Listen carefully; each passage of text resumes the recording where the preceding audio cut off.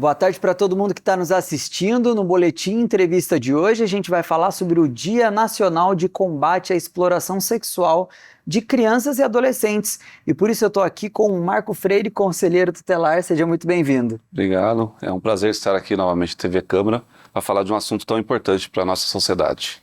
E, Marco, a gente começa falando sobre o cenário, né, nacional de exploração sexual das crianças. No ano passado, né, de 2021 para 2022, esse número aumentou bastante, o número de denúncias desses casos.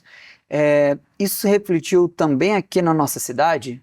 Acaba seguindo um padrão, né, no país como um todo. Nós tivemos um período da pandemia e isso impactou muito negativamente na hora de você identificar uma situação de violência sexual. Com o retorno das escolas, com o retorno da Fundase, essas denúncias, essas situações de violência começaram a chegar ao conhecimento dos órgãos de proteção, incluindo o Conselho Tutelar.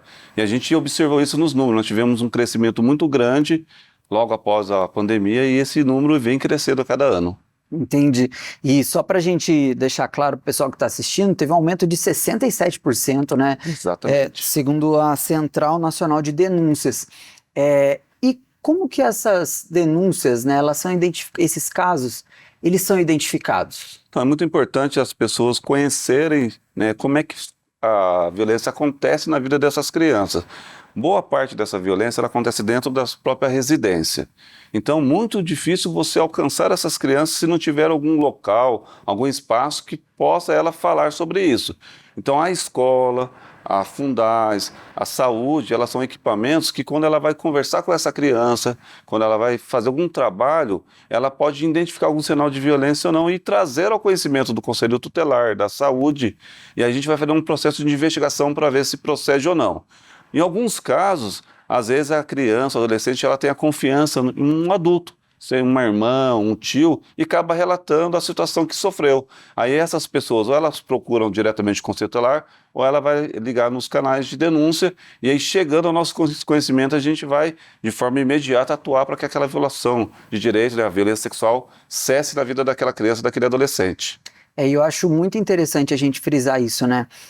Muitas vezes, o abusador, ele é alguém de confiança da família, né? Ou da própria família. Esse é mesmo o perfil, na maior parte dos casos, do agressor? Exatamente. A gente tem observado a cada ano que dentro de casa é o ambiente onde as crianças mais sofrem violência sexual. Por quem? Muitas das vezes por um familiar, pai, padrasto, avô, tio, irmãos, primos. Em outros casos, aquela pessoa que é da confiança da família, um amigo da família que está ali frequentando praticamente que diariamente a casa da família e acaba, quando tem uma oportunidade de ficar sozinho com a criança, de estar exercendo uma violência sobre a vida dela. Então a gente tem que cada vez mais estar atento a tudo aquilo que acontece dentro da casa da gente, dentro do nosso espaço, né? E é importante que as pessoas tenham esse entendimento, esse conhecimento desse número, desse percentual. É 90%. Então é uma quantidade muito grande.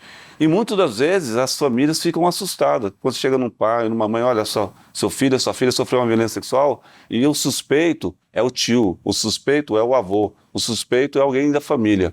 Então eles, no primeiro momento, algumas famílias rejeitam a ideia, mas depois, claro, né, com as orientações, ela vai tomar as medidas necessárias. É uma situação muito delicada, né, e chocante para a criança e para os pais ali, né, que ao descobrir. Mas eu acho importante a gente frisar agora, para a gente já ir encerrando, como denunciar, né? Muitas vezes os casos são identificados por um professor e tal, mas quais são os canais de denúncia? Como ajudar as crianças que passam por essa situação? Isso é uma pergunta muito importante. Primeiro, a gente falar da importância dos equipamentos, da educação e da saúde.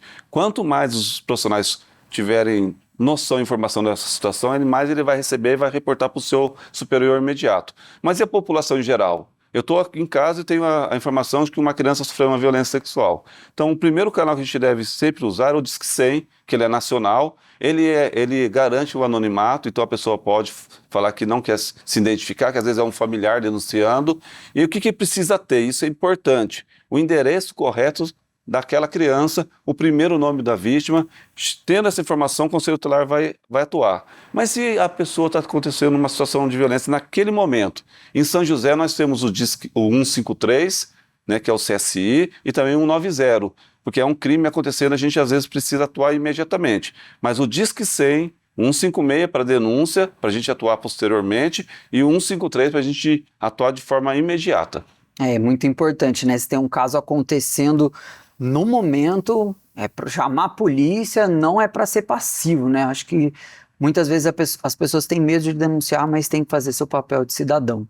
Por isso que o Disque 100 é importante, que eu sou da família. E se não for? Porque a lei vai falar que se você tiver o mínimo da suspeita de violência, tem que denunciar, quando se trata de criança e adolescente. Eu sou da família e estou com medo. Faz um Disque 100 anônimo, a criança vai ser protegida e você não vai se expor. Tá tudo feito, tá tudo certinho. E quem tem competência para avaliar e para investigar vai atuar no caso, né? Eu acho que isso é o mais importante. Você tem uma suspeita, faz a denúncia, e os órgãos competentes vão apurar o caso, essa criança não vai ficar aí desprotegida.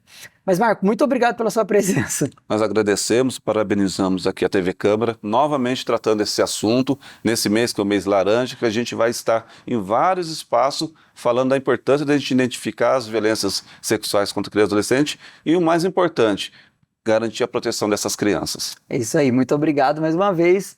Voltamos aí para a redação.